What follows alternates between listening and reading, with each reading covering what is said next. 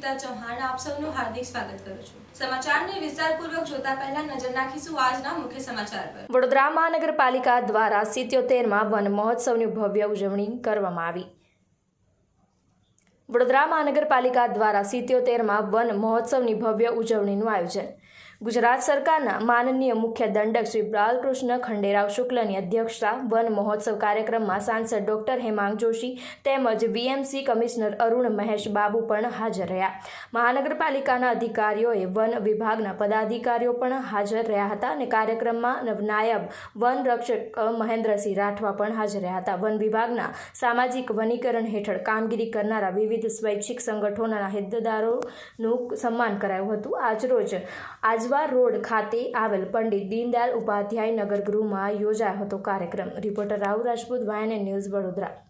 ગુજરાત સરકારના 77માં વન મહોત્સવનું વડોદરા મહાનગરનું સંસ્કરણ એનું આજે ઉજવણીનો કાર્યક્રમ કરવામાં આવ્યો।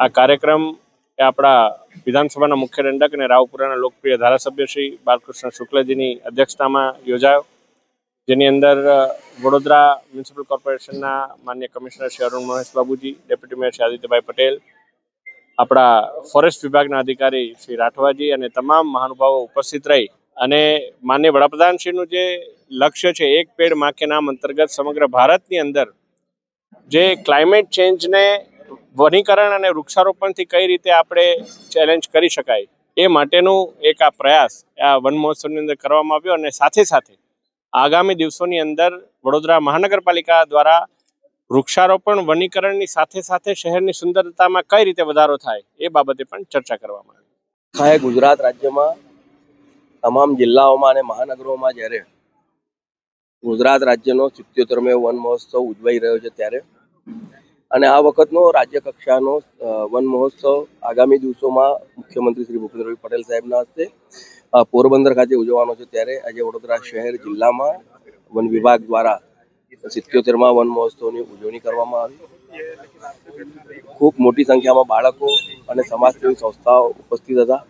આ કાર્યક્રમમાં ખાસ વડોદરાના લોકપ્રિય સાંસદ અને ભારતીય જનતા પાર્ટીના રાષ્ટ્રીય યુવા મોરચાના રાષ્ટ્રીય અધ્યક્ષ doctor Hemangbhai, municipal commissioner Shri, one સંરક્ષક શ્રી, અમારા કોર્પોરેશનના ડેપ્યુટી મેયર શ્રી, કોર્પોરેશનના અમારા દંડક વિજયભાઈ, આદિત્યભાઈ વગેરે બધાની હાજરીમાં આજનો વન મહોત્સવ ઉજવાયો છે। આપના માધ્યમથી તમામ નગરજનોને પણ વિનંતી કરું કે આપના વિસ્તારમાં કોઈ પણ નાની પણ જગ્યા દેખાય તો ત્યાં કોર્પોરેશનના કર્મચારી કે ચૂંટાયેલા પ્રતિનિધિઓ જાણ કરશે તો આપના વિસ્તારમાં પણ વન નવું ઊભું કરવામાં આવશે અને વન જ્યારે આપણે એનું રક્ષણ કરીશું ત્યારે જ પર્યાવરણની આપણે જાળવણી કરી શકીશું।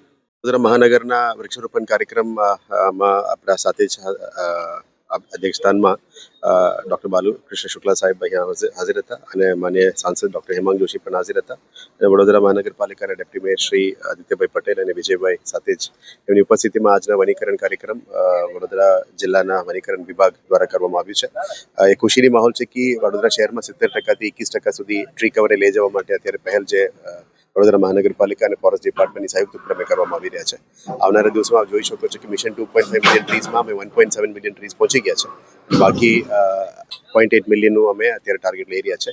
આવનારા દિવસમાં Ajwa safari park, crocodile viewing zone અને સેવાસી કેનાલ આ બધામાં વનીકરણનું કામગીરી આગળ દબાવવાના છે અને આવું મળીએ સાથે મળીને વડોદરા શહેરને વધારે ગ્રીન અને ક્લીન બનાવીએ।